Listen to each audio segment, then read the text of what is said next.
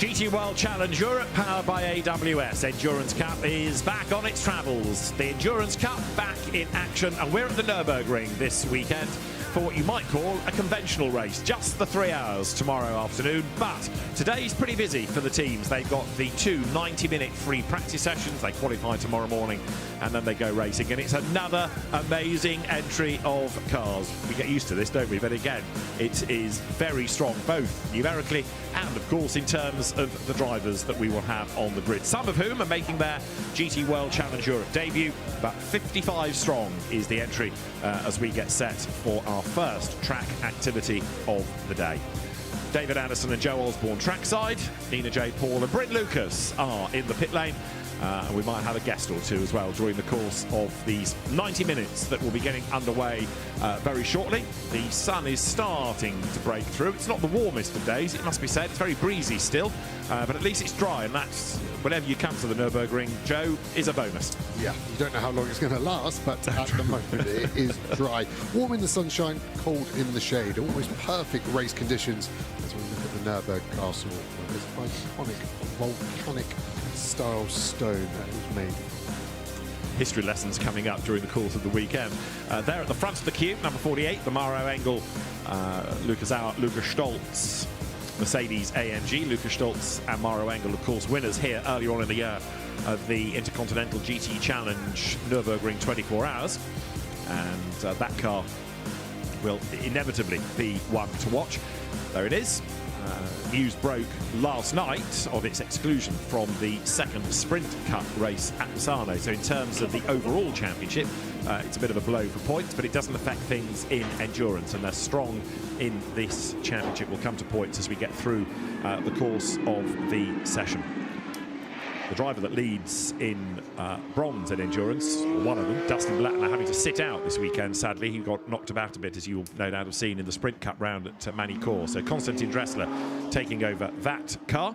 And as far as the overall situation is concerned, it is Lucas Auer, Lucas Stolz and Maro Engel who come here as the Endurance Cup Championship leaders. So calm before the storm, looking down to the pit lane here. And drivers getting set, teams getting set. They'll all have a run plan for this session. They'll know which driver goes in when.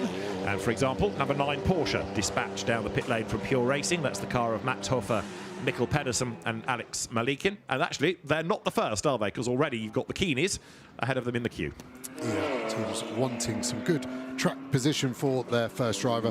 Just going to get a feel of the car at this point. We had some testing yesterday, but this is the first official test of the weekend. So, for example, 5 sets of tyres afforded to the teams over the weekend, so they have to be starting on either one of those new sets, or they can carry over used tyres from previous rounds, and that can be sprint or endurance. So teams always planning forward, not just the race weekend they're in, but what tyres could we save to take to the next one.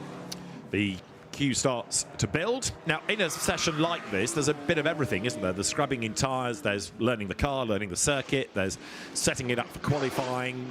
So that run plan will have been established, but different drivers will be given different duties, yeah? Exactly, yeah. Normally your lead driver will be the driver to go and get the car in the window for setup to make sure the balance is okay, and it's really a dictatorship normally on that single lead driver to make the car happy for the other two. The problem is if you get all 3 involved in trying to get the car right, you'll always have slight disagreements. So it's better just to get the car in a window of a driver you trust, and the other two's job really then is to get up to speed in as fewer laps as possible. Always the mindset, what's more important, quality of the race. The points are in the race, but if you qualify bad, you don't get the points. Yeah, true enough. Session then is live, so cars making their way out on track. You can tell, can't you, how the different teams are approaching this. Many of them were at the end of the pit lane good to go. Others, such as the Winward number 48 Mercedes AMG, still up on the stilts, yet to put the wheels on. Yeah, normally the teams at end of pit lane use the advantage of being in pit lane, exit to get out early, but Winward deciding against that. Wheels not even on the cars yet, so they're going to maybe pan out to see this. Do see a high chance of red flags, don't you, at the start of a session. Maybe they're worried about that, as the crowd no worries about the weather at the moment, basking in the sunshine. That's true enough. The Nürburgring faithful are certainly well versed in GT events here. Not only does GT World Challenge Europe come here, and it's been a regular category and a regular circuit over the years within the championship, but also, of course, there are things like the NLS and the 24 hours, plus track days, which are ludicrously popular on the Nordschleife. And if you think it's busy, sometimes on the permanent circuit, you drive around the corner, go past the car park at Brunchen, and there are thousands of people there just watching a track day. Yeah. Massive industry, isn't it, for the local area? Much needed industry for this relatively quiet part of Germany. Absolutely right. 3-hour race that we have in prospect, the 15th GT World Challenge event staged here. It's been a regular on the calendar for both sprint and endurance over the years. Winward starting to look a little bit more interested now in getting cars out on track. There is the 96 Rutronic Lamborghini, back with Patrick Niederhauser, Marco Napelli and Luca Engschler, and that showed pace at Manicourt in sprint, didn't it? In the second race particularly, like we'd never seen before. Yeah, finally the ball was raging, wasn't it, for Lamborghini with the new Temerio there. Getting a bit of a snap out as Rover releasing their 998 car as well. But yeah, finally Lamborghini coming back to where we expect them, where they got to with that Huracan Evo 2 car. Switching Rutronic from Porsche to Lamborghini this year, and over the timing line comes Eduardo Cosateng for Happ Racing Team there in the Ford Mustang, and he makes the run down towards turn 1, which is a really difficult corner, isn't it? Yeah, highest speed of the lap, 255 k's, all the way down to 60. It's downhill brake zone, it's bumpy, it's tight, it's not straight, and it's ever tightening as well. It's a really hard one, and that's why you see so much good overtaking, but also so much action, car-to-car contact, always quite prevalent there down at turn number 1. And you saw also there the Mustang using a very, very tight line on the inside. Track limit's always an issue, but increasingly it's people abusing them on the inside of corners, not just running wide and keeping the momentum up on the outside. And if you run wide out of turn 17, the last corner on the lap, you lose 2 lap times, the one you've done and the one you're starting, because of course if you go wide on the last corner, then you've got an advantage onto that next lap as well. This is Cosateng down now towards turn 8, bottom of the hill, and then quite a long climb up.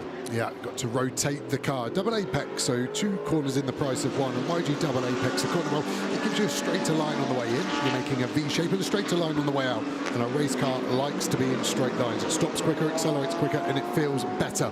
So drivers manipulating the movement there. Hard brake now for a chicane where you've got to get up on the curbs, on the left, on the right, drag it back over to the left as quickly as you can, and a short, soft brake before you get back on the throttle, diving back downhill again through an easy flat kink before you rise back uphill for what I'd say is the hardest sequence of corners of the lap. 14-16 chicane, super fast, 145 kilometers an hour or so this Ford Mustang should keep through the apex here. 139 just flicked up there. You can see the car working hard.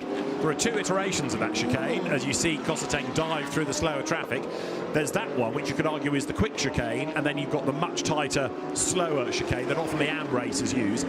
The chicane we're using, does it become an overtaking opportunity or not because of the speed you're attacking it? It doesn't at the chicane, but because the chicane, in my opinion, is harder to do well because it's fast and it's very hard to get perfect. It then makes the last corner an overtaking opportunity because there's more jeopardy involved. The slower one is horrible. It doesn't flow at all. The urban legend I'd always told it was Michael Schumacher's redesign because he didn't like the fast one. He wasn't very good at it, so he redesigned the corner to one that he preferred.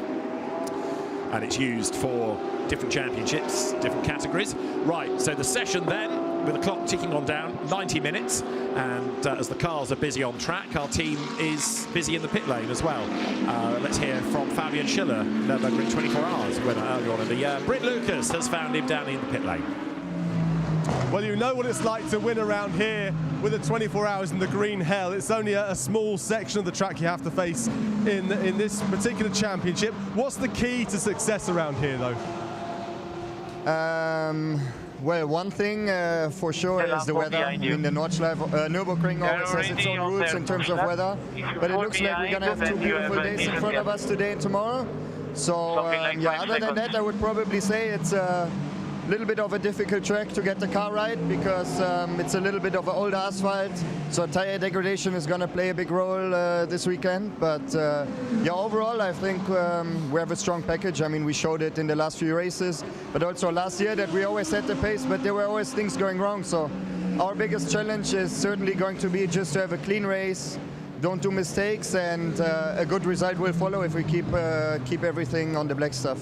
Yeah, exactly that. It's the first race we've had this season where the temperatures haven't been skyrocketing to 30+ degrees C. Where's the car work best? What sort of temperature, track temperature? Is there a window for best performance? Yeah, I would probably say usually with the Pirelli tire, the hotter it gets, the better the tire works, at least for us in our car, in our configuration. But I mean, as a team, you have to be flexible. You have to make sure your car works under all conditions, and that's key in endurance racing at the end of the day, especially in longer races like in Spa, for example, where you drive through the night and the temperature's dropping and stuff. But yeah, generally, I think our car works in all conditions. You have one of the strongest driver lineups, a very impressive driver lineup. We wish you all the best. Thank you. Thank you. Yeah, Fabian Schiller along with co-drivers Maxime Martin and Maxi Goetz. So it is a stellar lineup. Maxime Martin comes here on 2 of 3 available behavioural warning points, of course, induced in the dramas at Monza. Big lose there for 25 Audi, spinning into the pit lane. So Joe was talking about how hard it was to get the chicane right, and there's the evidence of it. That was Lawrence Leclerc getting it wrong. Yeah, he always had to box, didn't he, where he ended up. But luckily for him, it wasn't really a spin that would flat spot the tyres. But, you know, that would have caught him out. And that was a good illustration of why that chicane is so hard and why it then opens up an overtaking spot into the last corner. Another of the Pro Cup cars, 51 Ferrari here, which is from the AF Corsa fleet. This is your Alessio Rovera, Tommaso Mosca, Nicholas Nielsen car that, of course, was in the mix at Spa. And currently it is Nicholas Nielsen behind the wheel. Arthur Rougier is the fastest so far. And pretty much everybody that's been out has done a lap time already. So although there are 1 or 2 that haven't yet gone out, the majority really getting on with the plan very early on. It sounds like a lot, doesn't it? 2 90-minute free practice sessions, but then divide that across 3 drivers, and you don't get that much time behind the wheel. No, and then you factor it in and out laps, which take you 2 minutes plus the driver change in the middle, then setup changes. Yeah, it soon evaporates. You never get to the end of the final practice session and go, well, we definitely got everything achieved that we wanted to. So if only we had one more go, then the next time your go is qualifying. So suddenly as a driver, your focus has to shift massively. Raffaele Marciello is the fastest currently in BMW number 98. That's BMW number 30, which is quickest in silver. I know it's early in the session, but Ignacio Montenegro, for my money, has been one of the stars of the season thus far, moving as he has from touring car racing. And also very impressive this year, his co-driver Matthias Liesmar, who we've seen in both sprint and endurance. And he is with Nina J. Paul. Matisse, what a season you are having. Incredibly consistent results across the entire season so far. And you could technically clinch the Silver Cup title this weekend. Yeah, I mean, as you said, our season has been very consistent. We've always been in the front in silver, even some overall stuff which we can be very happy with. And yeah, this weekend we could potentially secure the endurance title. Combined title, maybe, but this is a bit further away. But we don't put too much focus on that. We're gonna race the race. First focus on the qualifying. And we'll see after the checkered flag where we're at. Everything can still change, but we're in a positive mood right now, in a positive mindset and positive flow, so we're just gonna keep working. And just try to maximize the results as we're doing every weekend, With the Silver Endurance Cup being at such high stakes, does that change your approach to this weekend at all? It's a bit I mean, it's different than sprint for sure. We're coming from the 24 hours of Spa, so it's been quite a while since we've had an endurance race. So the mindset for sure is different than in sprint. Our first thing is we just have to finish the race because we cannot afford to lose any points by not finishing. So yeah, it's maybe a bit different, but still we're still here to race, so we're not gonna drive safe. We're gonna go full push and just try to maximize the points, but for sure keep in mind that we have to finish the race. Absolutely. Well, good luck this weekend. Thank you. They could win silver. They could also win silver in the combined championship as well, where you take sprint and endurance results. They need to be ahead of the number 5 McLaren and the number 6 Mercedes by 13 points to do that with, of course, more sprint and another endurance round still to go. There is another car that is significant for the championship. 74, Dustin Blattner and Dennis Marshall lead in endurance by 22 points, but Dustin Blattner not here this weekend, so his points tally is going to differ, assuming that the car scores over the weekend. And Konstantin Dresler brought in for the Kessel team as well. It was a very, very big whack that the car suffered at Magny-Cours. And we hope Dustin Blattner is back to full health very soon, because he's a very shiny bronze. He's made a massive, massive impact on GT racing in the last 2 or 3 seasons as a bronze. And Dennis Marshall, the pro, behind the wheel. Now, of course, depending on what pans out, he could end up scoring more points than anybody as a pro in bronze. Yeah, and then the rule is that a gold driver can't win the championship by themselves, right? So, yeah, it's going to be an interesting one to see what Kessel do. They were fastest in the bronze test yesterday, so Dresler seeming like a super sub there. Dennis Marshall has been the fastest driver quite a few times this year, and last, hasn't he? Just seems to be in a really good place, not only making Blattner, the bronze driver, fast, but seems to be very good at getting the best out of this 296 Ferrari, which we're so used to AF kind of being the dominating force for that car. It seemed Kessel have really got their teeth into this 296 Evo. Yeah, we've seen Kessel in the past, haven't we, running cars in the Pro Cup, but yeah, you're right, in bronze they've found a really happy place where Marshall, Blattner, Kessel all gel really well together. And Dennis Marshall, who was a little bit homeless after Audi pulled out. He'd made his name as an Audi driver initially, but he again has found a happy home in this car, and he's adapted to it really well. Yeah, really has. He's well, a hustler, isn't he? Saw that through the final chicane, smashing over that yellow sausage curb that most seem to go around. And the style works for him. Here's the slow-mo replay of what I was just talking about, this yellow curb. Normally drivers go around. He's launched it over there, which has helped rotate the car. You can see the whole car flexing, and I think that's why then it gets a bit of oversteer in the mid part. It's actually taken a couple of bounces to settle that car, and the energy, as always, going through these cars, massive amounts. True enough. As you see, number 4 McLaren, which is currently Freddie Tomlinson at the wheel. This is a car that runs in the Gold Cup, and Freddie Tomlinson shares that with Adam Smalley and Harry George. And these 5 endurance races, really only racing Adam Smalley is doing all, he's very busy coaching, but unless he gets the on-brick car drive in the UK, he's not doing a massive amount of racing, and he's up against people that are racing something somewhere, it feels, most weeks. Yeah, and that's difficult as a driver, and there is, believe it or not, a happy medium. And I remember the busiest year I did 22 race weekends, and by the midpoint you are starting to flag a bit. 5 is too little, 22 is too much, but the factory drivers, look at Chalgoon or Mar-a-Lago, Marcello, these boys are getting worked hard. So the more you're in it, the more you feel at home, but then sometimes you do start to fatigue a bit. And I'm not getting a violin out for these guys, but it has to be a factor you get into towards the end of the season. With a snap of oversteer midway there through the corner for Tomlinson, but he survives the moment and carries on. That was all coming through turn 11. And now through the Ad Van Bogen, heading towards the end of the lap. I mentioned Adam Smalley, and Bryn goes and finds him for us. Bryn Lucas down in the pit lane with Adam Smalley. Let's hear from them. Well, Adam, you won the final round of last season, so you had that big win to your name. This season, not so much driving, you're racing for yourself with a driver coaching role. But what's it like? What's the setup been like? I know you're out here yesterday as well. Yeah, I mean, it's a mega place, so always really special to be here. The track's mega, it's got such history behind it, and the team are absolutely fantastic. Everyone at Optimum's doing a good job, trying to get the car into good wind at the moment. My teammates Harry and Freddie, it's their first time here, so just get as much track time as possible for those guys. But the sun's out. I've got guests from Miller's Oils here this weekend, which is mega. So looking forward to getting the weekend underway. But for yourself, and here we are at this place, you've got to try and set the car up, and it's tricky because you don't actually get that much seat time in these 2 practice sessions. No, you look at it, it's like a 90-minute session, but when you divide it by 3 drivers, 30 minutes each, and by the time it's a 2-minute lap essentially, you've done in and out that, it's maximum 12 laps per driver, which isn't a lot in the grand scheme of things. So yeah, Freddie's about to come in a minute. I'm going to go out, based on the car, see where we're at, and then Harry over to finish the session. So fingers crossed for a good weekend. You get a little bit of seat time, they get the most. Adam, thank you. Cheers, mate. Thank you very much.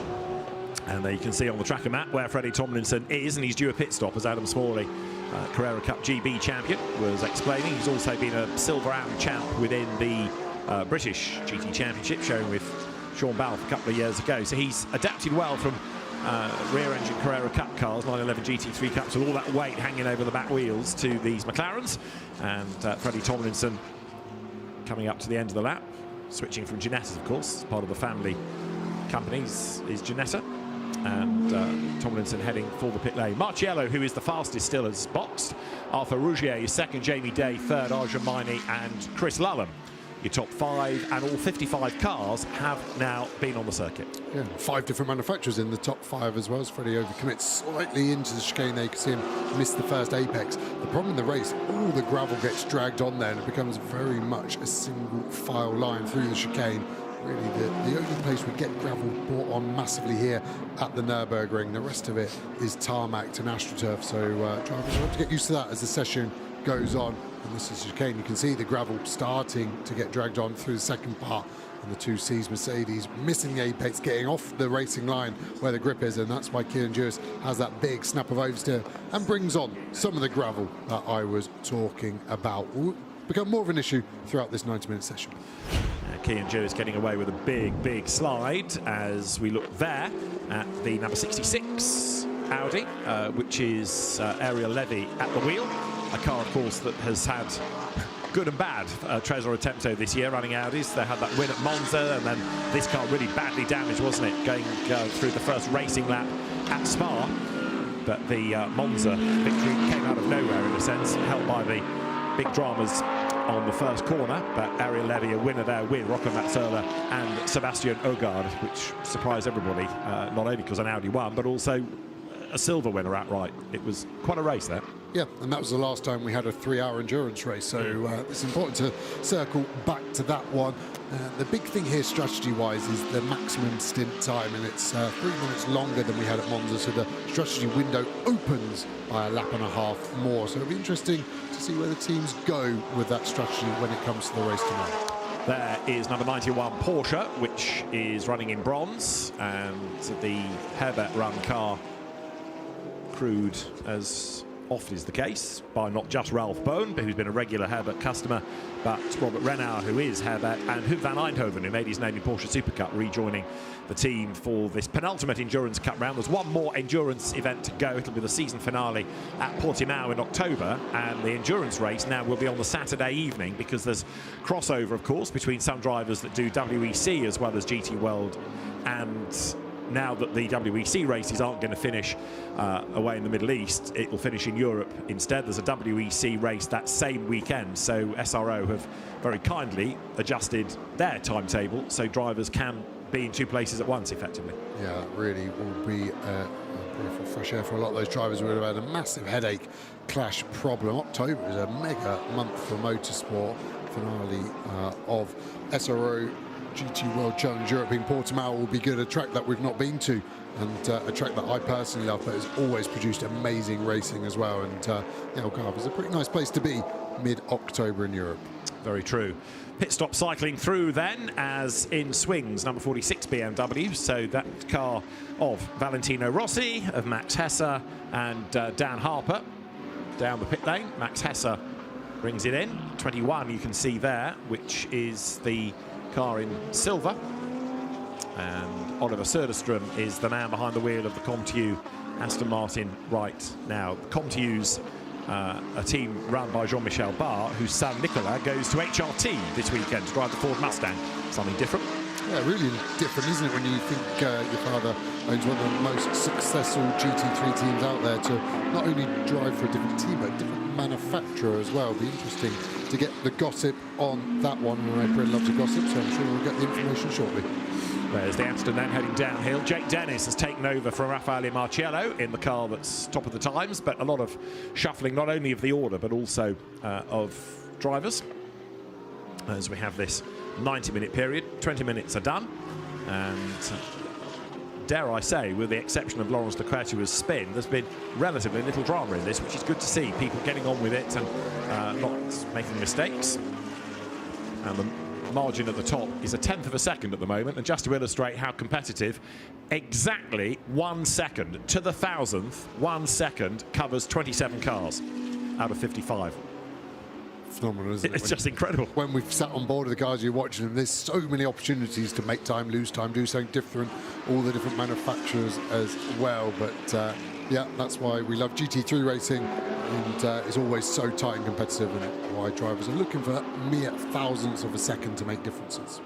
Now, this lap by Söderström, I don't think he's going to be an improver. In fact, it's significant, isn't it, how few greens there are in terms of sector times right now. It does seem as though very quickly in this session people have gone for a long run, not looking at lap times. That might come in FP2, thinking about qualifying tomorrow, but it's at this time of day that's going to be closer to qualifying temperature rather than what they will have this afternoon. Let's quickly, though, hold that thought, get back to the pit lane. Nina Jade Paul's gone and found Max Hesse for us, fresh out of number 46 BMW.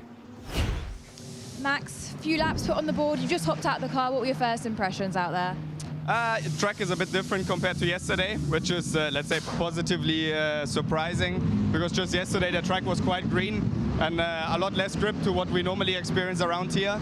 Yeah, but otherwise business as usual. We did some brake padding, getting ready for the race, and now Val is jumping in. Well, speaking of business as usual, we are very much at the business end of the championship at the moment. We are at the penultimate round of the Endurance Cup. How would you sum up your season? I know you've had some ups and downs. Yeah, ups and downs. It's fitting quite nice. We did a good job at Spa. That was a good race. And as you said, we have 2 more rounds. Actually, I think championship leader is obviously far out, but all to play for still for P2, P3. We're not that far behind as well. So yeah, together with Team WT, car number 32 and 46, we're obviously pushing. And also we're having an eye, of course, on the combined championship sprint and endurance. But we go race by race like always. Absolutely. Well, thanks for speaking with us. Good luck. Thank you. Max Hesse giving the car number 46 to Valentino Rossi. There it is, and this is the doctor at work then. Getting a little bit distracted by something there in the cab. It was like looking down for a long time, so there's clearly something that he wasn't happy with. Yeah, sometimes the teams would have asked the driver to make an adjustment on something in particular that he's looking at, but yeah, focus forward now like he should be. Yeah, he's happy now, but he certainly, when we went on board with that car, there was something that he didn't like. Anyway, He does have a picture of you on the dash, David. That'll be it. He was quickly ripping it asunder. Keep an eye. As you see the onboard shot, he looks more content now. He's at work. The car rides the curb. But it was interesting just going on board. As I say, he was looking down at something for quite a few seconds. Yeah. I'm just trying to think what region he was looking in. I think most probably the driver ID. So the drivers have to manually change an ID switch to tell the timing screens who's in the car. And to me, that would have been thumbs up as well. He's very animated, isn't he? And yeah, the driver ID was correct. So not saying you were wrong. You might have been just checking something, but that had already identified him as being behind the wheel. Anyway, we might unravel once he's out of the car. There he is, and chasing another of the BMWs. Interesting at the moment, isn't it, that the best out of the pro BMWs is a Rover car, not a WRT car. And this is Valentino Rossi then up over the timing line. Why don't we have a look at what the Nürburgring Grand Prix circuit is all about? He goes over the timing line, heads off down to turn 1. yeah, so highest speed, 255 k's, all the way down to 60 at turn 1, first gear, hard on the throttle, and you have to drag the car back over to the right, and you have the softness of brakes, so this really tricky turn 2, off camber, so the car falls away, and then there's track limits on the exit. You brake just before the end of that concrete on your right, and use as much of the inside curve as possible, and then chuck it to the inside, bounce it over the curb, let the car set, jump on the throttle, and then down this short straight you get well over 200 kilometers an hour. Let's see where the BMW gets to on the telemetry. 208 k's I think I saw there, then a soft brake, and you have to set the car up for this tricky right. You get on the throttle hard, and you bounce it up to the gravel trap on the exit here, and then diving downhill. This could be an overtaking spot into turn 8. This is the double apex corner I was talking about. Let's see how Valentino approached it. You have a kiss of the apex here, run to the midpoint, rotate the car, and go again. We've got the favourable position of having the 32 car in front, the sister car, just showing us the way. Through the Michael Schumacher S, no brake here, just lift off the throttle, still keeping 180 kilometers an hour, up to the gravel once more, full throttle. And there's a couple of braking references. You can use the gantry here, the 100-meter board, and it looks like he's just past the 100 meters. Front end of the car just washing out ever so wide, and that's why he misses it up there. And then it hurts you for the next corner. You can see that's why he's missing apex. One mistake for me probably broke ever so slightly too late. We ran wide, then we ran wide once more. Easy flat through this kink. Speed building all the time before we break it around 90 meters to get down a couple of gears and keeping the speed around 140 k's through the chicane here. 143 looking good. Apex curb hooked up nice. In the last corner, you want to hook it up on the inside, straighten the wheel up, jump on the throttle, and then get out of that corner as quickly as you can. That was 2 minutes or so around this lap. You can see how busy it is for the drivers, and Valentino, I think, will want a bit more front end as that last lap was a 1:58.3. Indeed so, and traffic up the road and traffic behind as well. Jake Dennis still the fastest. James Kell has now taken over the second fastest car, which is number 111. He had a good sprint outing at Manicourt, and that Gold Cup McLaren second in the times right now. So staying on top of, as it were, Valentino Rossi's BMW. Quite a few more pit stops being made, people cycling through. In some cases, a pro like Dennis Marshall, for example, doing the early work. And once he's happy, then gives the car over, letting his teammates have the bulk of the session. Yeah, and that dynamic of how you split the session is always hard between the drivers. Everyone's got their own motive, and that's where good teams get it fairer. Of course, going into the box, that's looking either like a problem or a setup change, which of course the teams will do and are allowed in these sessions. So if it's a bigger change, tend to go in box to let more mechanics touch the car. Only 4 mechanics can touch a car while it's in pit lane. Nicholas Nielsen, NNI, on the Lumirank short code, the man who's driven it since the start of the session. Jake Dennis, this is the man in the fastest car. The time done by Raffaele Marciello right at the very start on the third lap. In fact, most of those gun times were done really early. So go out, do a time, and then you concentrate on setup. That seems to be how the teams are approaching this. Yeah, unless they will then go for another set of tyres at the end of this session. Like you said earlier, David, the qualifying time of day is so important, and this session is the closest to it. So they look to try and replicate the quali sim towards the end of this free practice one. Yeah, tomorrow we will have qualifying from 9:45 to 10:55. Remember, we've got to get through 3 groups, and they're split accordingly. So 6 parts to qualifying. So it does go on a little bit, but it takes an hour plus. So it is temperature comparable to what we're doing now this time of day, whereas the race is going to be more on an even keel with FP2. So that is potentially when you expect the race setup to come. Yeah. Jake Dennis way up the curb there, wasn't he? Yeah, the car rides the curb so well. This BMW is phenomenally good at that. This 98 car, of course, won last year. Jake wasn't in the car himself. He's been put into the car, and it's been strong this year, hasn't it? But Rover, I think, just always seems to go well here at the Nürburgring. That's not to be a surprise, of course, because they do so many of the NLS races here, as Dennis now boxes into pit lane. Still can go as fast as you want up to this point, another 150 metres. So you've got to get down to 50 k's, and that's why it looks so dramatic as he gets up close to the wall. Formula E champion, of course, Jake Dennis came from single-seater racing in the UK, but when he has time, comes and races in GT World, and that wasn't that many laps in the car, was it? Because he's only done a handful. They're going over the timing line. 4th is Maxi Goetz. That's a GTZ, not GT2 on the Lumirank. So Maxi Goetz takes over the Get Speed car for now, and this is 4th in the times, in fact, and therefore 3rd in Pro. Yeah, it's been fast this weekend as well in the private test yesterday. Get Speed seem to have produced a very fast car, don't they? They've been in and out of luck, it feels like. However, you cast your mind back to the last 3-hour race at Monza. This car really was the catalyst, wasn't it, for the large turn 1 shunt. And as I said early on, that's why Maxime Martin has 2 behavioural warning points and 3, and then you start to earn penalties. So the chart is published by the stewards, so everybody knows who's doing what, and it's to try and keep you away from incidents. 88 Audi in strife, way out wide. He's made a mess of the chicane, hasn't he? They're getting back onto the circuit, so 88 back towards the track. That's Daniele Diamato who's had a moment.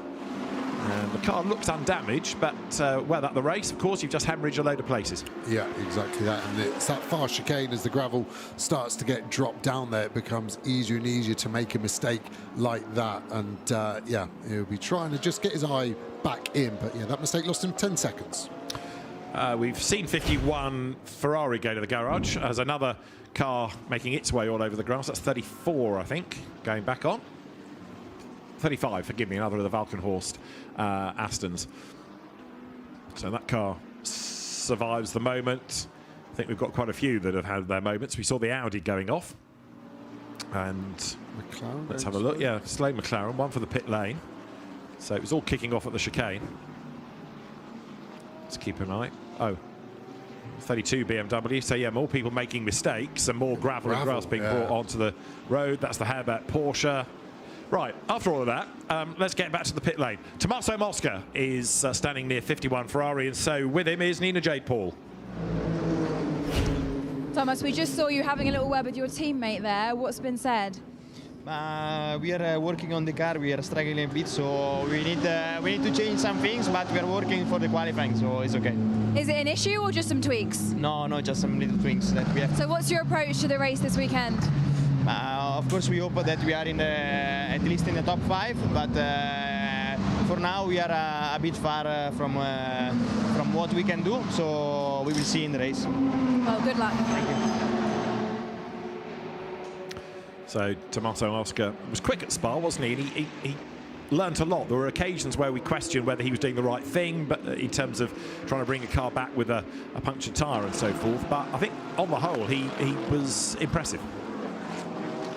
For sure, he was quick, wasn't he? Aggressive, and we saw a similar vibe from him at Manicourt last time out. Him and Piccarelli were taking lumps out of each other. Both actually got the same penalty and a 5-second added to their race time. But yeah, he's definitely one of the fierier characters out there. And it's a fair assessment of how I would phrase it. But yeah, so at the moment the Ferrari doesn't seem to have the pace. There was a Ferrari in 7th, the JMW car with a revised lineup is 7th. But yeah, and of course, aren't in a happy place right now. 23rd is their quickest car.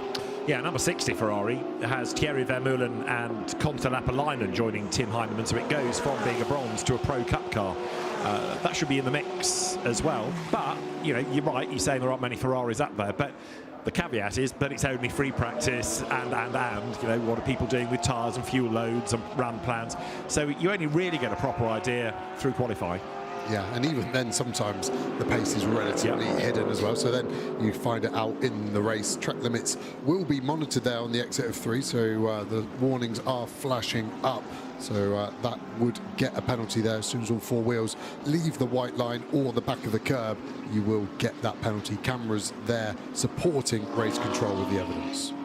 Yeah, sometimes you have to wait for the B-pillar report with all the drivers' pace to see what the real story was. Of course, some drivers never are on the same track at the same time as one another, are they, given the way that stints work out. This session, then, has just tipped over its first third, and it's still BMW, McLaren, Aston Martin, Mercedes, Ford, Mercedes, Ferrari, BMW, Mercedes, Aston Martin being the top 10 right now. And all 55 cars have ventured out, with 50th, James Higgins, making his debut. He's one of the 4 newcomers this weekend. James, we've seen in McLaren Trophy Europe, former British F4 racer. And that is number 63, into which Sandy Mitchell returns. Mirko Bortolotti is at the wheel at the moment, but Sandy Mitchell in for the injured Maximilian Powell, so we wish him well. Yeah, exactly, that quick recovery. Feels like we've had a few injured drivers this year, haven't we, to be fair? And drivers have to jump in and out of cars. That's where you really show your class, in my opinion, when you can jump into a car that you'll know. Sandy Mitchell knows this Lamborghini obviously very well, being a factory driver, but different team, different dynamic, and you just need to get on with the job. And that's where they, for me, really show their class, how quickly they can match the teammates who've been in that car all season long. Does jumping teams probably take the biggest adaptation? Is that the biggest factor? Yeah, because teams have a completely different ethos on how to get the car to go fast. So it might be a stiff car versus a soft car. You also get this really awkward dynamic where the team don't want to tell you much because they're worried you're going to take that info to another team. You don't want to give them too much info from another team to show that you're not that kind of driver. But at the end of the day, you both want to go as fast as you can. So when I was with McLaren, I just had an open book with the teams I'd jump between. Is everything that I've learned, I'm going to forget because I'm stupid. And they somehow believe that sort of story, and we went with that. But it is difficult, and it's different teams, different people on the radio with you, different mechanics. It's yeah, it's like having a sort of ulterior life, having a second family that you've got to try and remember which wife is which. That probably wasn't my best analogy, was it? I hope my second wife isn't listening. Or your third, yes. That was Joe Osborne who died today. In the meantime, 63 Lamborghini is only 31st in the times. We touched on the Rutronic car earlier, talked about its good pace at Manicourt, but that again is a long way back, 44th, which you could say, oh dear, maybe it was a false dawn, or you could say, well, they're still working through a plan here. We still can't really get a handle on it. But what is significant is how few improvements, whether it's a sector or a lap, we've had in the last 20 minutes. Yeah, I think the chicane where the gravel's getting dragged on is a factor. No one would have bolted tyres on at this point. They're probably just getting towards the end of a race run. And sometimes you don't do a full 64-minute race run, for example. You do half, so the car is half full, the tyres are half life, and you get a feeling of where the tyre starts to go as we see the circuit performance and this Ford dominating Sector 1, the fastest through there, then the McLaren, and then the Valentino Rossi WRT BMW in that final, very short sector. Interesting, isn't it, how it's such a mix of cars, three completely different brands, and the car that's fastest in the session is not fastest in any of those sectors. Yeah, and that's the makeup of a track, isn't it? And McLaren's always go well in the high aero corners, the Mustang always goes well in the fast bits, and the BMW always goes well in the curvy bits, and that's really the illustration there. The drone really showing really well, the gravel everywhere, as Arjumani boxes the 64 HRT Mustang. That massive rear wing hanging over the back of the car. Hubert Haupt's team, with Sean Breslin operating the cars, they've done a great job, haven't they, this year? They've taken a massive step forward with these Mustangs, and they deserve far, far more at Monza than they got. First and third on the grid, both cars destroyed at turn 1. In terms of who is quickest in which class, it is Raffaele Marciello fastest in Pro. Arthur Rougier has been the best of the golds. Ignacio Montenegro topping silver, and Marvin Dienst quickest in bronze. But as we know, Marvin Dienst is not really a bronze driver. He's in the bronze cut, but his grading is slightly higher. So he's the fastest in the bronze class. But bear in mind that he is gold by grade. The bronze driver will be a little bit further down the pace. Yeah, exactly that. And all four classes covered by half a second. And again, a good illustration of the up and down nature here in the Ardennes Forest. Now, Chris Lulham has jumped out of number 3, Mercedes. And that means Nina Jade Paul can have a word. Well, firstly, Chris, welcome back. Happy to see you back. Cheers, yeah, happy to be back. You know, it's cool to be out with so many cars on track again and get into the rhythm since I've not been back since Spa. I mean, it's been a little while since Spa. We just saw you chatting to your teammate Jules. What feedback have you given him? Yeah, at the moment struggling with a bit of understeer, but it's nothing too alarming. You know, the pace is still competitive. The track's evolved quite a bit from yesterday. That's my first feeling straight away, so we got to adapt and see how that's going to progress through the weekend, because for sure that's going to lead where we put the car. What's your overall approach to this weekend? I mean, we are in the latter half of the season now. It's a bit of a weird approach this weekend, I would say, because it is an endurance race. Yes, it's 3 hours, but it's very difficult to overtake. Track position is king, so qualifying, even though it's a 3-hour race, qualifying will be a big part, a really big factor. Yeah, well, good luck. Thanks for talking with us. Cheers, thank you. Interesting point Chris Lulham makes about overtaking. People blame the tracks, but also it's hard to overtake sometimes in GT3 because the cars are so balanced. Yeah, exactly. We praise when we get 32 cars within a second, but then the delta isn't there to make the overtakes, and the cars are getting faster lap time wise. That lap time predominantly coming from more downforce. Each evolution of the GT3 homologation makes that up, so the dirty air gets there. So I see what Chris Lulham is talking about, but that's where the good drivers stand out even more. We've been talking about Fords. We also talked about Nico Bart going to Ford for the weekend. Bryn Lucas has gone to found Nicolas Bart, so we can hear from the pair right now. Very much a different team for you, Nicolas. Here we are in a completely different lineup. It's still front engine, but the car behaves very differently to the Aston that you're used to. Yeah, as you say, front engine car, so some similarities still. We still struggle a bit with low speed corner, mainly understeer. But the rest of the car just feels fine. It's really fun to drive. I have to say I'm really enjoying my time. Just doing laps and laps, trying to understand how it works, how to get into the pace, and yeah, just having fun.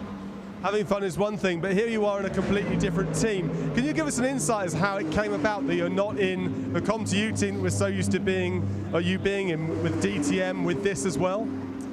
Yeah, this was a great opportunity for me. I had a contact with Ulrich Fritz, which is the CEO of HRT, sorry. And yeah, we just had a small discussion at the beginning of the season and say, yeah, why don't you come and try the Ford? So jump on the occasion, and here I am. So really glad to be here. Feel at home, to be fair. I don't know the guys since a long time, but it's really good atmosphere here. Very quickly, I know that we have to wrap this up as well, but very quickly, what setup changes have you made onto the car since yesterday? My understanding is you stiffened the suspension slightly.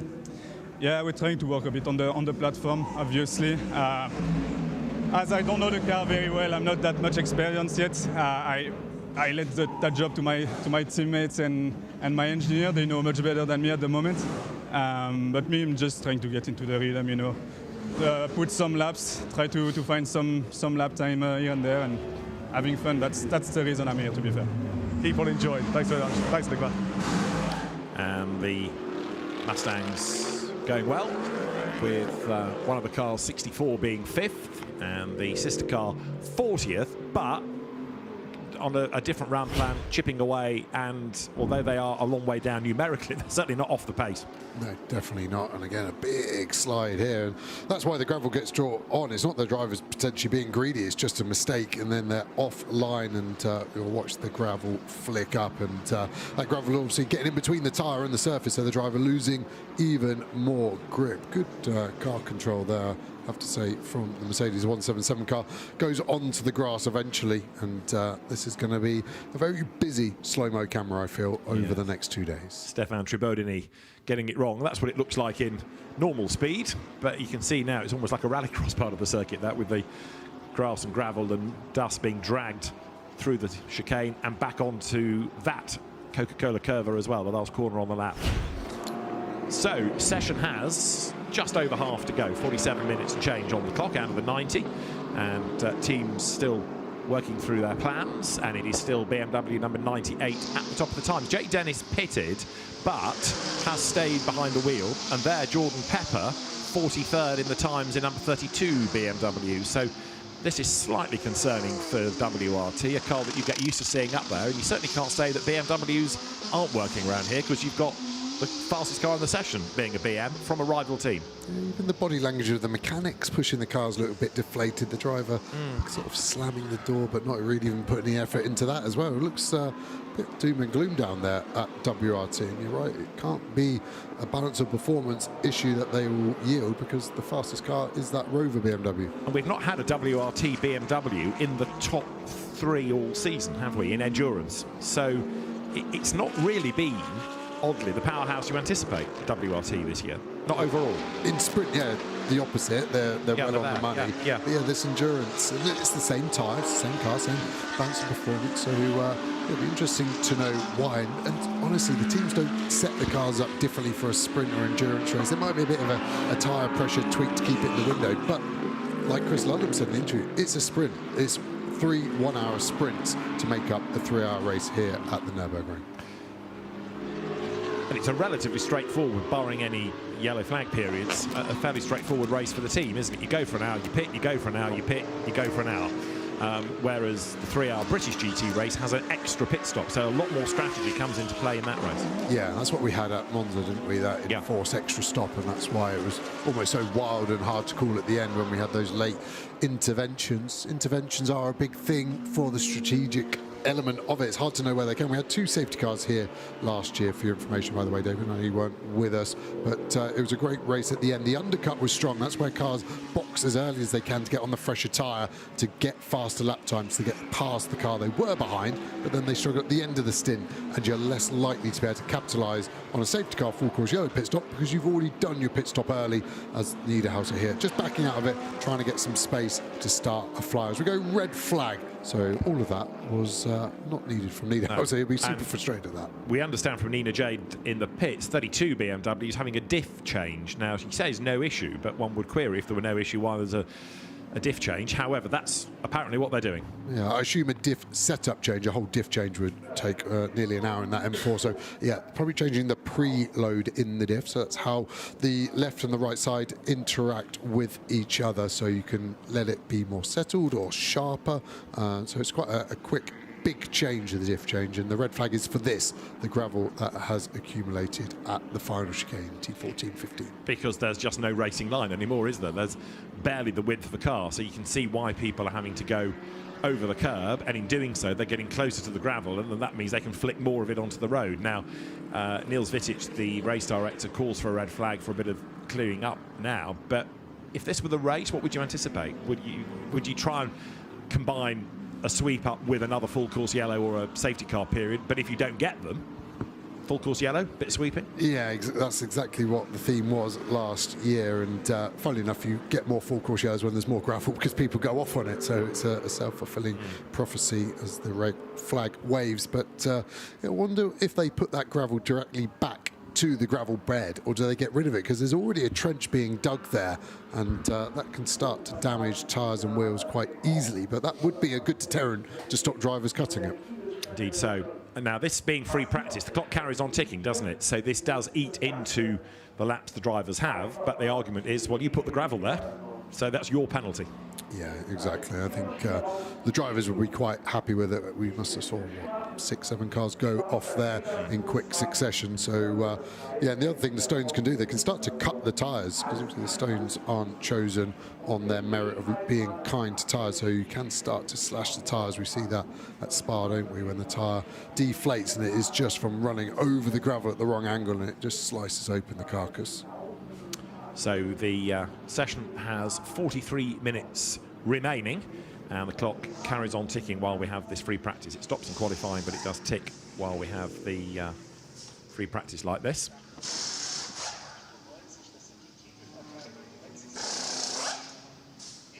So the cars come down the pit lane, and the marshals only, of course, allowed on the circuit once everybody's in the pit lane and the track is clear. So it takes a few minutes to neutralise the situation and then make the road safe for the marshals and the track staff to go and attack all that gravel. Always fascinating to see which circuit use which apparatus to clear it. The broom is the steady one. We've seen more leaf blowers being used, but there must be 40, 50 kilos of gravel to move. Now, another driver returning to the championship is the Bobster, Bobby Thompson from touring car racing in the UK, back as he was at Monza. Bryn Lucas has found him in the pit lane. Well, you made your debut at Monza, which for us was one of the most extreme races we've seen with 2 major crashes. Was that why you wanted to come back? Yeah, I mean, it was so much like the BTCC that I think I didn't want that to be the only chance I get to drive one of these GT3 cars. So, yeah, asked to come back again. Still just getting track time, learning. I still don't feel like I'm completely to grips with the car yet. Setup-wise, I think we're definitely in the window. I think it's all down to me. I need to go a bit faster at the moment. I'm still a few tenths off of what I could actually do. So, yeah, just learning as we go. You have a pretty experienced team alongside you as well, and Josh and Christian as well. But how are you learning this circuit? Is it the first time you've been here? First time I've raced here, yeah. I've done a bit of coaching work here, but yeah, racing and driving in anger first time. Yeah, as a team, we're looking okay now. I mean, the 991 car's going very well yesterday. Went really, really strong. So we know we're in the right space. We've just got to link it all together. Tell me a little bit about the car and how it performs around this circuit, though. Give us the under-the-skin version of what it's like to rag this car around the track. Wow, it's hard work. I know that. Yeah, at the moment, at high speed, I'm struggling slightly. I mean, around here, you've got such a small window of big curbs, stuff like that. So you haven't got a lot of track to play with at high speed around here. So just figuring that out. But at the moment, yeah, it's feeling really fun, really fast. Like I say, it's all down to me at the moment. I just need to keep improving. Well, you look happy at this stage, so that's a good thing. Yeah, cheers, mate. Thank you. Yeah, Bobby, I think, has had to blag some overalls off somebody. Valor Racing, a team come across in Radicals in the UK. And there in super slow motion is the answer to what equipment for sweeping gravel. It is a proper sweeper. And they're going to be busy this weekend. Bobby Thompson, as we've been saying, coming to GT World from the British Touring Car Championship that you may well have seen on television. I hear it's very good. Now, Mauro Engel could well be endurance champion this weekend. Nina J. Paul is with him. Mauro, a big weekend for you in the Endurance Cup title. I mean, you lost this title last year by a single point, but with some incredible consistency across the season, you could win the Endurance Cup if you finish 4th or higher. So it's a big weekend. Are you thinking about the championship? Well, first of all, we're happy to be here. Nürburgring is always special. And yeah, we've had a great season so far, put ourselves in a strong position. But obviously for us, it's not only about the Endurance Cup. So yes, we would love to clinch the Endurance Cup title here. But our focus is on just trying to put a strong race together, score as many points as possible. And if we do that, then I'm hopeful we can also clinch this Endurance Cup title this year. Absolutely. What's the feedback been so far? Yeah, I mean, we're trying to dial the car in, a little bit of fine-tuning, working well together, cycling through the different drivers, making sure everyone's prepared for tomorrow. Well, good luck. Thanks for speaking with us. Thank you. Cheers. Well, we're part of that winning team here in the 24 hours, the IGTC race. IGTC, of course, on its travels in the next few weeks, because in 2 weeks' time, we're at Suzuka, aren't we, for the 4th of the 5 races in the Intercontinental GT Challenge. We are about a minute away from getting things back underway, and there's quite a queue at the end of the pit lane now. Yeah, suddenly the teams look down. There's only 38 minutes remaining. We need to do 45 minutes of work all of a sudden, so the impetus ramps up ever so slightly. Let's have a quick listen to the radio for number 7, Aston. So, do we want to try anything when we go back out? Is it rear limited at all yet, or is it just entry stability? Honestly, it just feels, I think it's because we're running this high ride height in the rear, so it just feels dodgy on a lot of the entries. And it's probably coming from me pushing maybe too hard on the entries, I don't know. It just doesn't feel like I'm pushing that hard on the actual entries. But it's like it gets obviously quite light on the entries, and especially in the places where you don't have the headwind and you have the tailwind, it gets really light on the rear, and it's just hard to carry any speed into the corners in those areas. I do have the same as Niki, so a bit of mid-corner to exit understeer. But yeah. Copy. Marco Sorensen, the driver you could hear talking there, and pretty detailed that for the engineer. Yeah, really detailed. Pretty sure it was Simon Cumberbatch, the engineer. I've had him as an engineer. Recognise the voice. I think he shouted at me before. And extra plate, wasn't he? Yeah, amongst others. Exactly. Yeah. And yeah, interesting. So it's got quite a rake in the car, the rear ride height higher, so it helps the front end. That's obviously try and get rid of some of the understeer that Niki was complaining about, but then seems very pitch sensitive. As soon as they get any wind on the tail of that car, it doesn't seem to get in. And Sorensen basically just going, I don't feel like I'm going in too fast, but the rear of the car is telling me I am. So it can do a lot of changes. The obvious one is to lower the ride height back down, but it was there for a reason. So now maybe they'll soften the springs, maybe soften the rear anti-roll bar, put a bit more rear wing on it. The amount of choices for these very smart engineers is almost unlimited. So we are back with the session going green, 36 minutes and counting. We've got just over 36 minutes. That's Gabriel Rindone in the number 12 Get Speed Bronze Cup Mercedes. Gabriel made his name initially in the Lamborghini Super Trofeo, but in the sort of tobacco livery Mercedes, he's adapted well to this car this year. He did race for Barwell, didn't he, in GT World Challenge Europe Endurance Cup in a Lamborghini, but maybe for GT3 terms, the Mercedes AMG is a rather more bronze-friendly car. What's going on at WRT? Well, they're having a go at 46 as well now. Yeah, the positive for WRT running so many cars is if they're not in a happy window, they can throw different setup changes on all different cars and then sort of align the feedback exactly. But they're really involved in the amazing letting us watch this in terms of what they're doing. But something on the top part of the suspension there, trying to access maybe the front roll bar is there, or they're just getting into the dampers, or they're just changing the pickup position. But yeah, they're as a big change. It's not like, oh, we just need to dial in a tenth or two. That is, we need a wholesale change out of this car. And it's not going to be a 5-minute job by the look of it, so that's going to eat into the remainder of the session. The cars are back out towards the end of the day. They get another hour and a half at 4:15. That's the plan.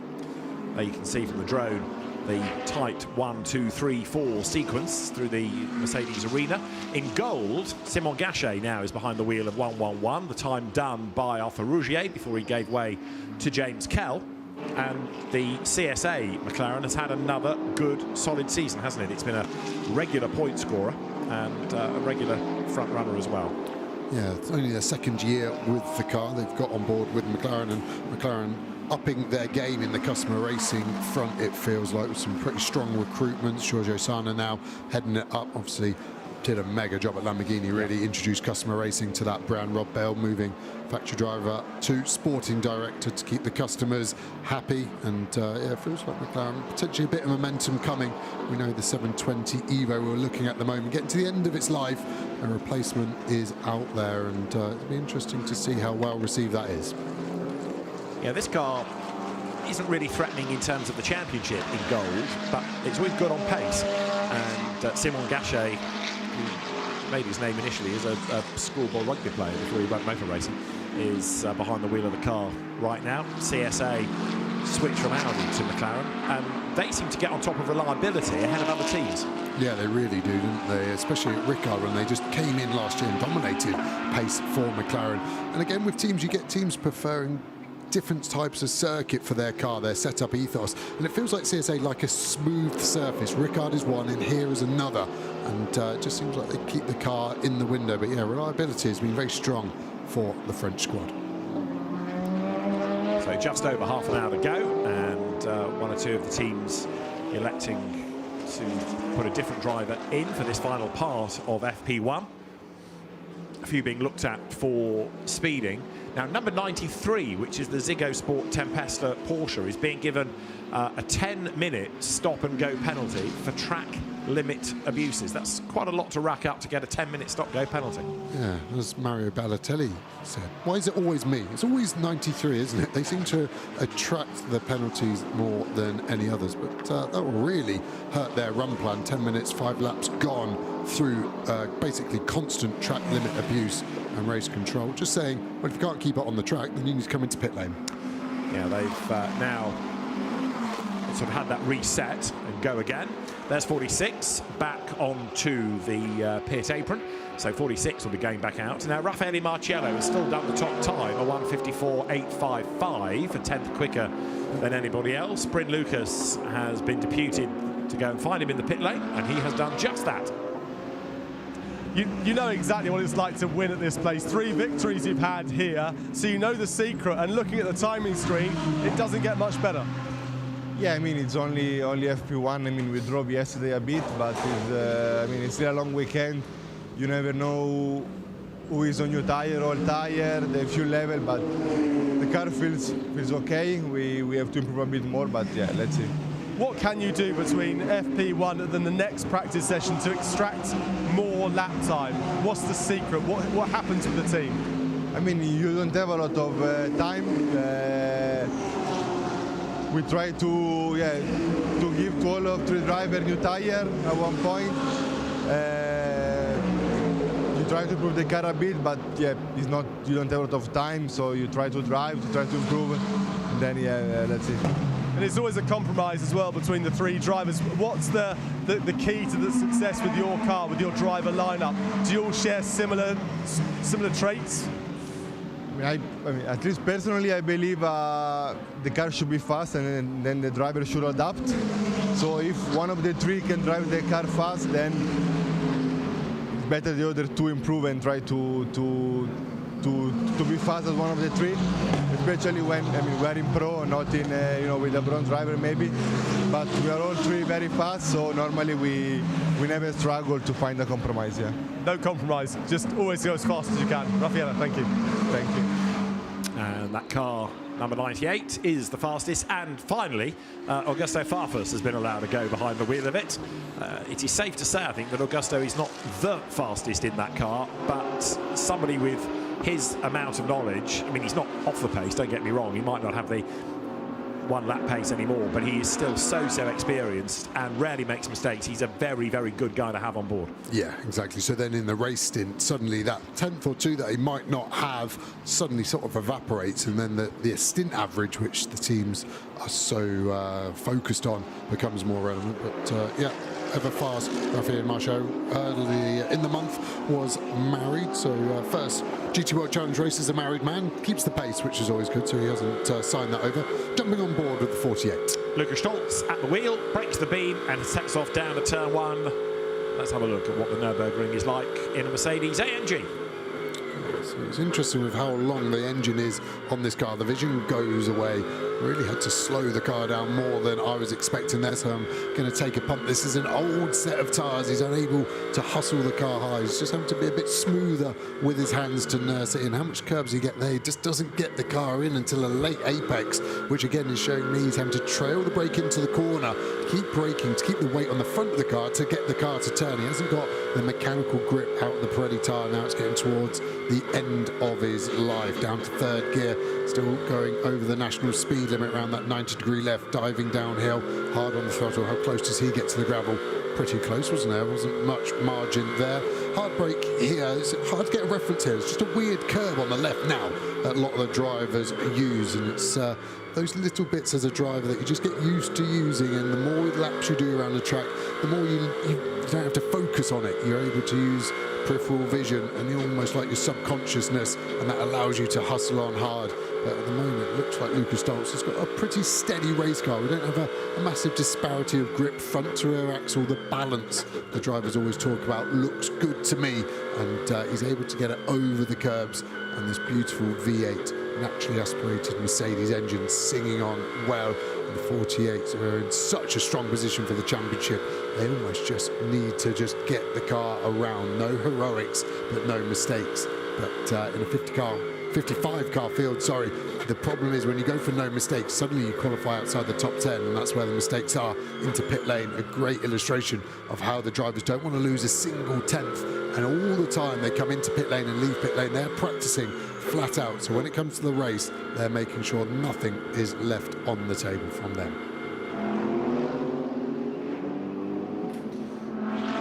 So the session has 28 minutes on the clock, and looking to see if anybody is now starting to improve. Yeah, Max Hesse, interesting. Max put back behind the wheel of 46. I don't remember having seen Dan Harper in that car, but now that those adjustments have been done, it's Max Hesse behind the wheel. 50 Ferrari way across the weeds coming out of the chicane. That was Lilo Wadu at the wheel of the car. The A, of course, the Ferrari, another of the Pro Cup entries. That was quite a wild ride, but no damage done.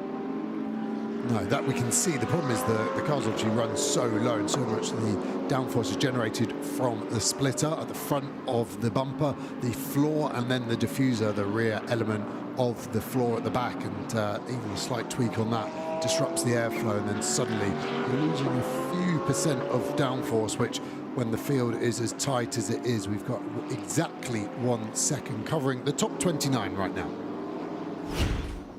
Replay of the drama, and it's not for the Ferrari. It is first up for one of the McLarens. Which one's that? 555. That is Romain Andriolo. And then we can offer you the Bartone number 6 Mercedes, getting it wrong at the chicane as well. That was Aurélien Panis. And this is how you really attack the chicane. Looks okay at part 1, but then it sort of drifts very wide towards the curbs for the second part. Up the curb, into the gravel. The back's already got loose, hasn't it? Yeah, there's hardly any gravel left in that gravel trap. It has all been deposited. There's actually the exit curb where the 50 is about to run over. They got damaged last year.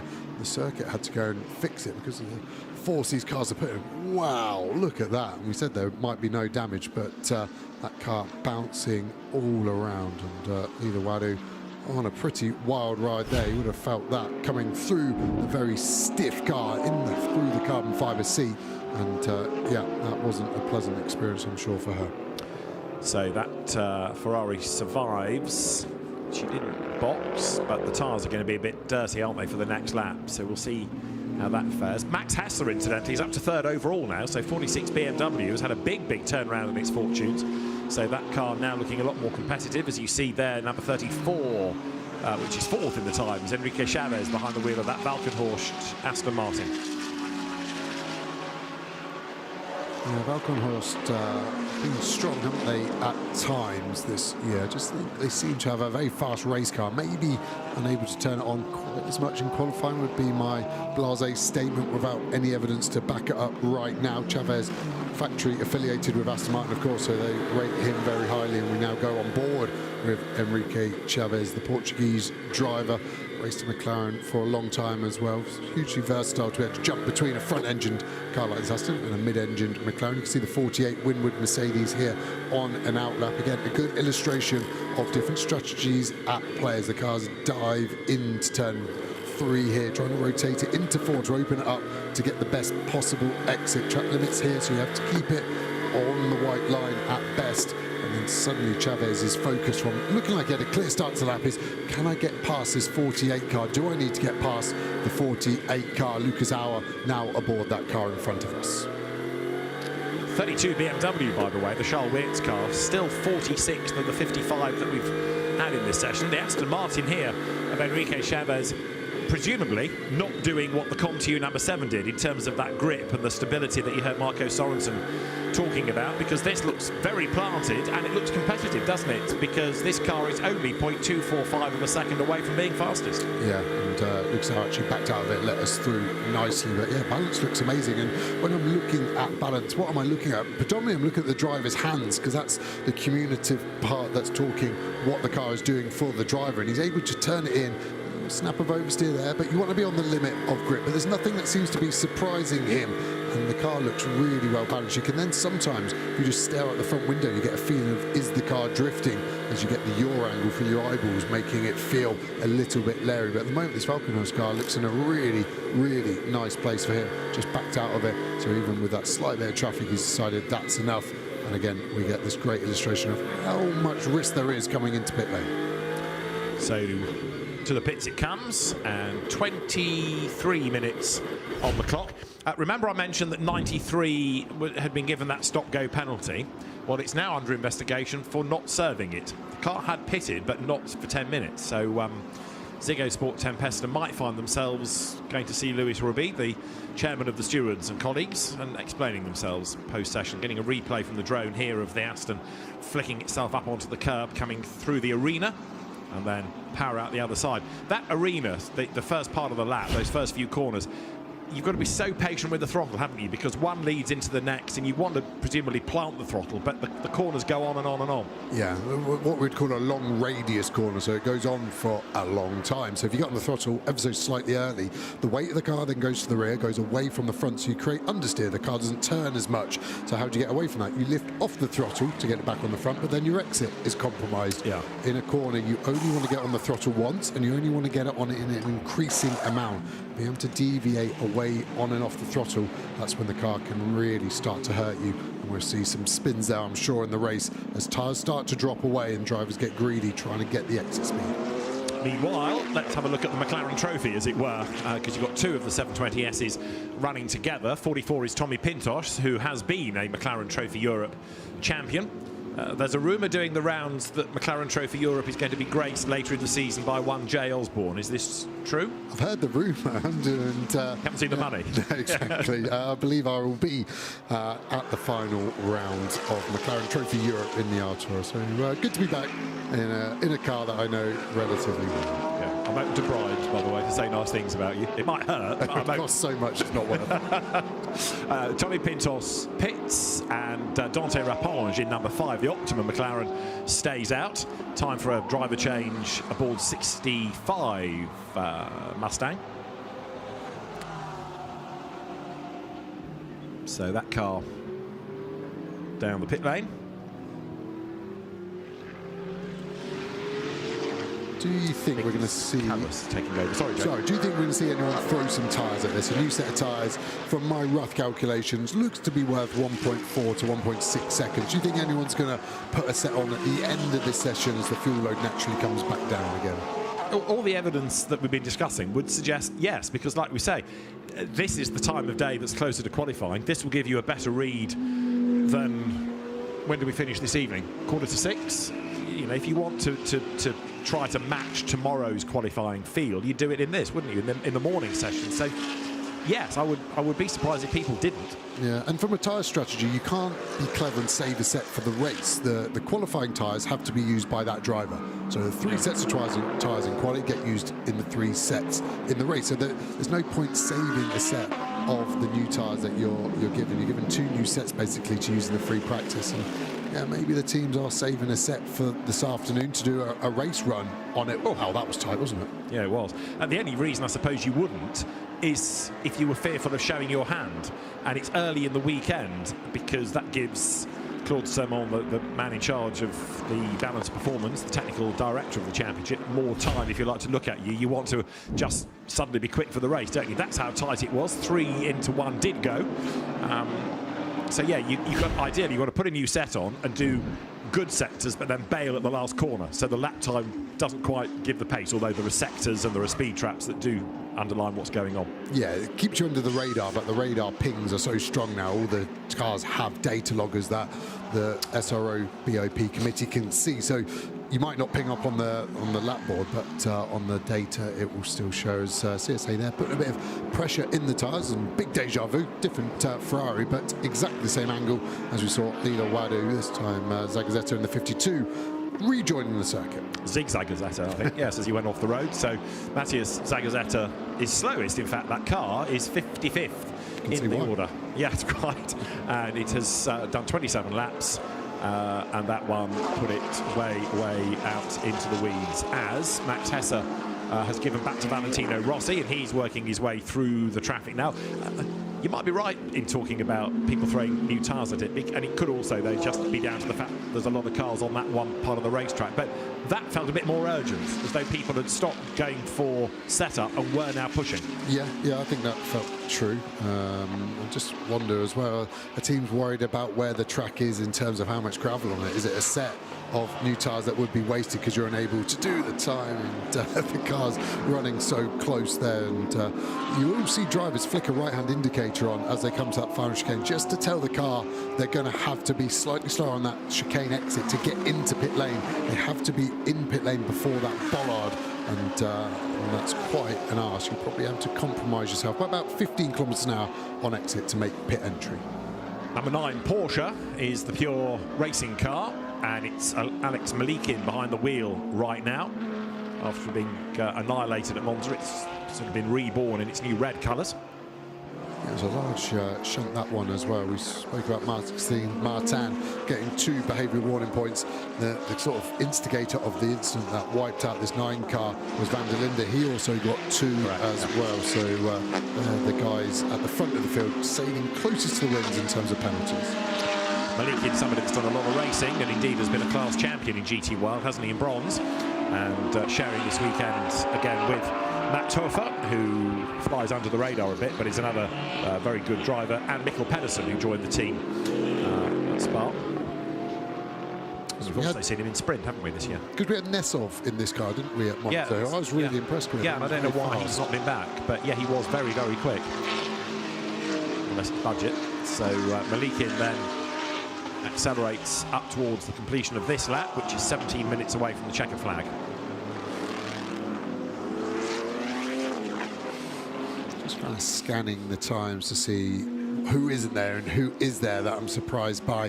Dylan Pereira in 10th from the Audi, top Audi. He's got a busy weekend, doesn't he? He's going to be partaking in the Zolder 24-hour. He's got a bit of a thing for multiple race weekends, wasn't it? It was Nürburgring 24 and Manicourt he mixed together last time? It was Nürburgring NLS. Okay. Yeah, but it's the Zolder 24 and this, you're right.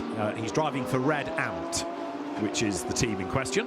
And British commentator Paul Truswell, part of the team, who was saying it's the first time he's worked with him, and he's seems a good chap, good for feedback, and yeah, gets his money's worth out of a race weekend, doesn't he? That's for sure.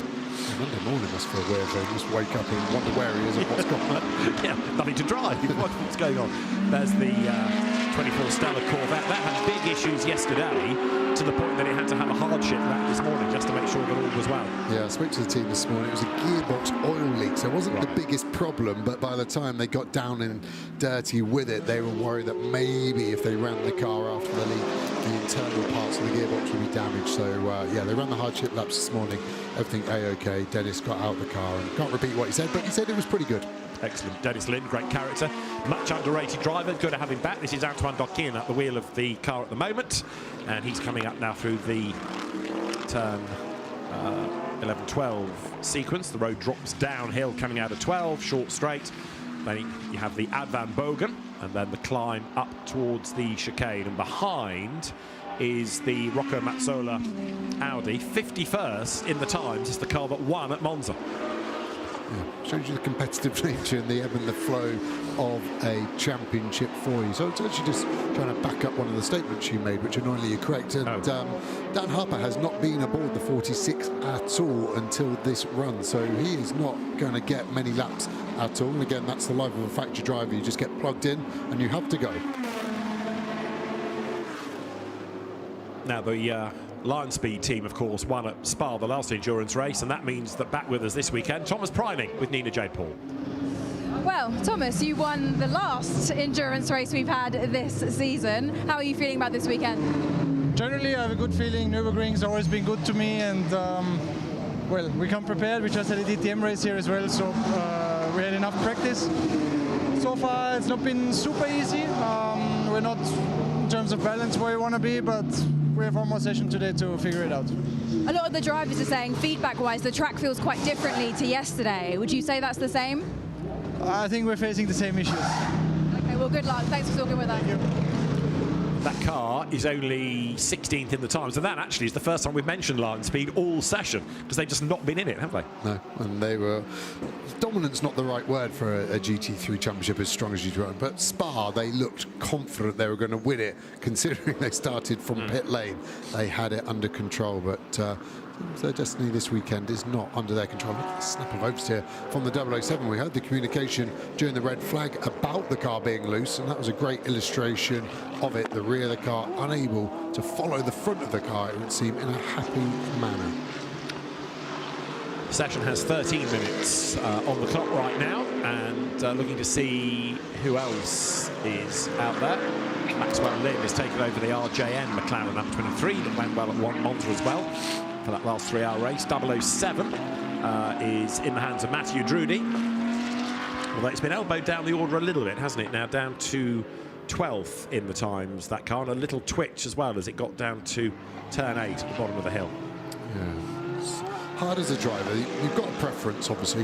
When the driver says what sort of car do they want, perfect, and then it's either under or oversteer, front lack of grip or rear end of grip. And normally the rear lacking grip you can control better as a driver because it's mainly throttle induced, that problem. You can also slow your hands down, whereas understeer sometimes really feels like swimming in lead boots. You're just unable to rotate the car, and normally that's what drivers prefer less. We briefly had a yellow flag within the first sector, but whoever it was that triggered it has got going again, so it wasn't a big issue, but briefly people having to check what was going on.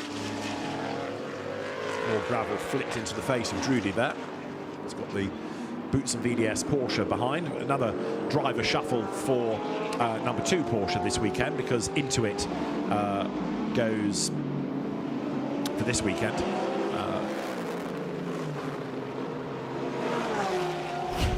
Alessandro Gueretti, and we've got a weekend where Asia, America and Europe all have rounds, so there are drivers going in all directions, and there is Charles Dawson going in a very different direction, and that's, at least he got through the gravel, but that's going to shower the circuit, isn't it now? Yeah, I mean, drivers having to learn what to do when they make a mistake on entry. Are you better to do that? We haven't seen many people do the Dawson line by committing early. He then doesn't run wide on exit. So I think that's the quicker way of making your mistake, but more jeopardy, because it seems like the car bouncing across the gravel trap rather aggressively.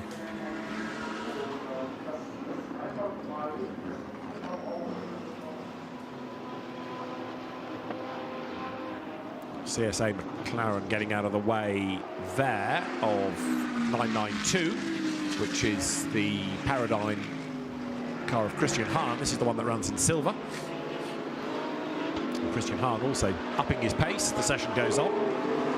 Just finishing off the Boutsen story. Yes, Alessandro Goretti over in Asia. So Maurice Schuring comes into the car this weekend along with Dorian Boccolacci and Alessio Picariello. And that is only 30 seconds. So the Porsche's really struggling today. They just do not seem to have much pace, do they? No, it's been historically a good circuit for Porsche as well. So maybe just working through the run plans. Porsche would advise all their customer teams as well on a setup that they would maybe want to do. The customer teams then decide if they follow that or they follow the kind of direction they've been building the whole process around. As we look at the 992 car of here, the Brazilian. He used to race against his father, actually, with the family pharmaceutical company on the side of blue. Lots of good products for them to check out. And look at the sister Boutsen VDS car. And that presses on, bouncing over the curb. Robin Knudsen at the wheel of number 10. This is the car that runs in gold. And let's go to the pit lane, because although the car crosses the line, 19th, we can hear from the pits about the car. Well, Robin's in the car at the moment doing an absolute flyer. Yourselves, you've had a pretty good season, apart from the start, which was pretty diabolical. Indeed, a couple of chassis, unfortunately, and very unfortunate incidents, but the guys did very well. And in the recent rounds, Robin's in the car at the minute, first time actually for him racing here, and yeah, we're trying to support him, but he's doing a very good job, and yeah, happy to be with the team. Yeah, tell me a little bit about this, the way the car's operating here, what you can achieve. You're working your way up the order. It's very tight as well. A little gap between first and 30th. Absolutely, it's like 1 or 2 tenths can make a difference of 10, 15 places sometimes, and that's GT World Challenge. That's what we're here for. It's probably the highest level you can actually race in GT3 level. Yeah, what do? We do long runs, we do shorter runs. We're trying to get the maximum out of the car for qualifying, but obviously also for the race, heading into a very long 3-hour race tomorrow. Very good luck, thank you. Yes. Nico Menzel, you've been hearing from. I know it says R. Knudsen on the overalls, but Nico Menzel guesting in the team and having to wear a pair of Robin Knudsen's overalls. So although he was standing there masquerading as Robin, it is Robin Knudsen in the car, and there you can see over the curbs. So that car is currently 19th overall. Right, session 8 minutes still to go, and that BMW 98 that has been at the top all the way through the session remains at the top. And to kind of answer our question about people putting tyres on for a quali run with 8 minutes to go, it doesn't look like it's happened because there are so few improvements. Yeah, really. Yeah, quite strange that more teams didn't go for it at the start then. Maybe everyone just put one set on, and now we're going to see the same in free practice too. Gives us something to keep an eye on. Instant between 177 and 32 noted, and that was through the flat-out kinks. That would have been a big moment. And the 992 Paradigm BMW that we briefly saw has actually got a stop-go till the end of the session. So, yeah, the 93 car served its 10 minutes as well now. Yeah, I'm not entirely sure 93 did do that because they were being looked at for failing to serve the penalty. And 992, if it's being held to the end of the session, that's more of a stop than a stop and go, isn't it? You just stop. But there's another car that is struggling, I think, in terms of pace. 54 Porsche had a moment. Yeah, the 93 Porsche is now in, but it had not served it under, within a given number of minutes of the penalty being applied. So we'll see what the stewards elect to do about that. 54 in the meantime here. Tanat Sutter and Tirankul at the wheel. This is the Porsche that's penultimate in the time. So you can imagine that Porsche may well be making representations to the technical board to say, hey, come on, we're not having a very good day here. What can you do to help? The BOP's against us. 32 has got Charles Witt still shown behind the wheel, and it's crept up to 40th. So the lap times are starting to come maybe now. Yeah, just trying to find out where the pace is in that car. Yeah, surprised at the dynamic Porsche in 54. They've won overall here. Dynamic GT in the 6-hour element when we used to race twice as long. Yeah, but 32 in a strange place and it is under investigation for an incident as well. So although it's only free practice, you can get penalties that will affect your grid order after qualifying. Charles Wirtz in number 32 BMW should now be doing greens and purples, shouldn't he, to get this car up the order, and he didn't do any last lap. We're looking to see the end of the first sector, which is a long sector, and there's nothing looking promising at the moment. So I don't think this car is going to really sparkle within the first part of the day. It might do better this evening in the second session. Yeah, the only thing they've done well is finding him some space, haven't they? Not really getting caught up with traffic. Got the 64 Mustang in front and able to get through there. And again, the car doesn't look bad at all. It rides the curb so well, like we keep saying the BMW does. Pictures under braking nicely.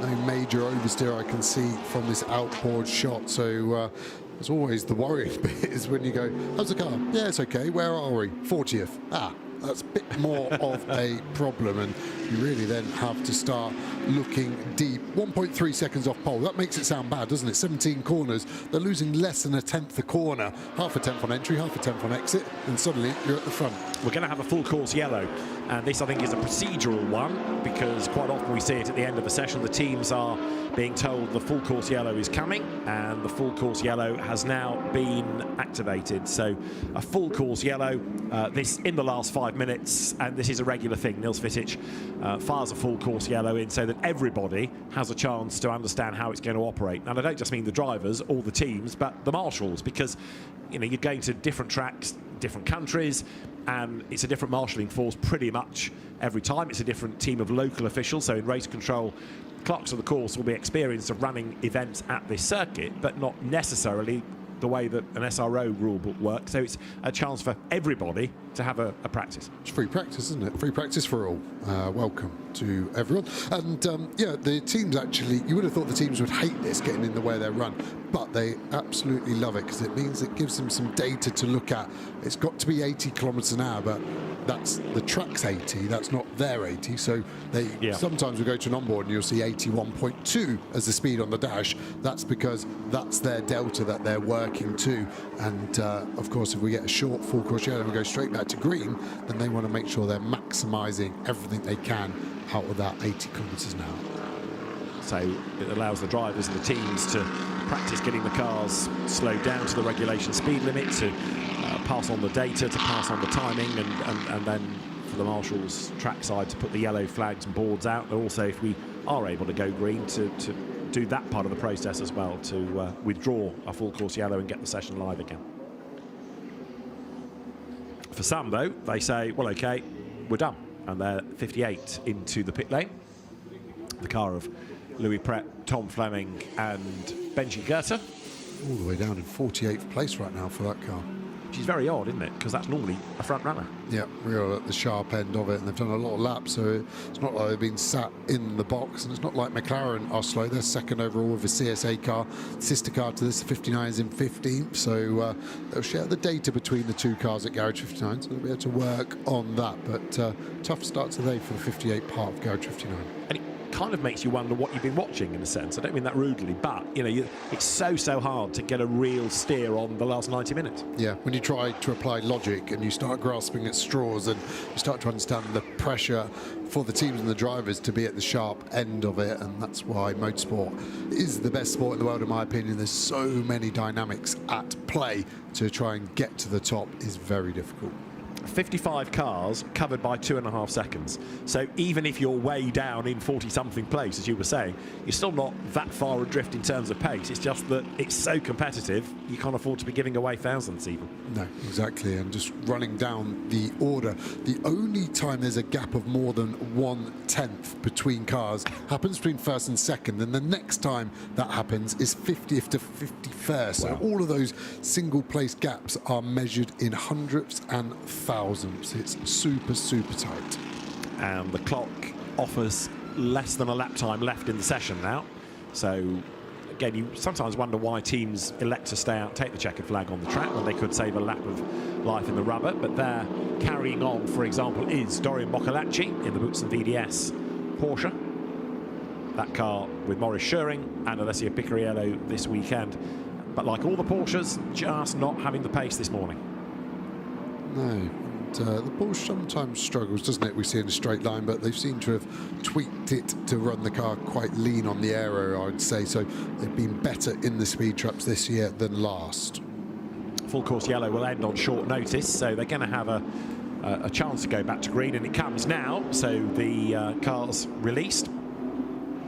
And again, in the race, it is possible that you would have a full course yellow and on short notice rather than have to go safety car. Niels Vitic is of the opinion that he wants to see cars race, not trundle around. So if he can withdraw and get things back underway, and we saw that, didn't we, in Sprint Cup at Manicourt recently, then that's what will happen. There is the Augusto Farfus-driven BMW that Raffaele Marciello set the top time with right at the start of the session.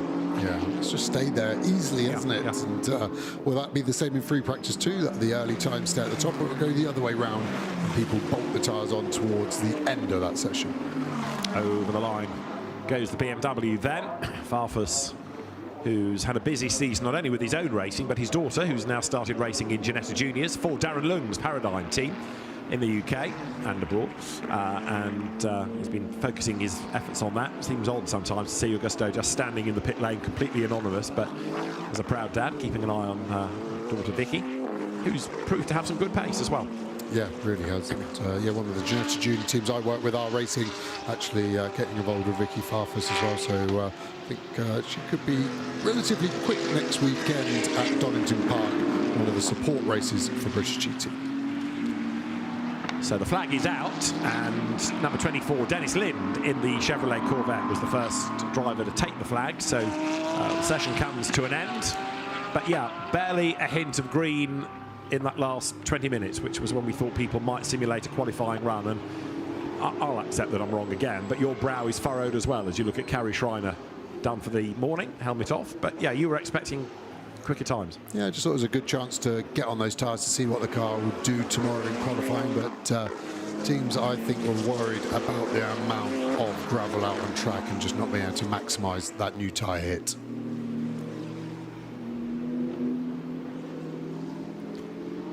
So the session at an end, cars back out at about 4:15 for the second 90-minute period, and then it's tomorrow morning when they qualify.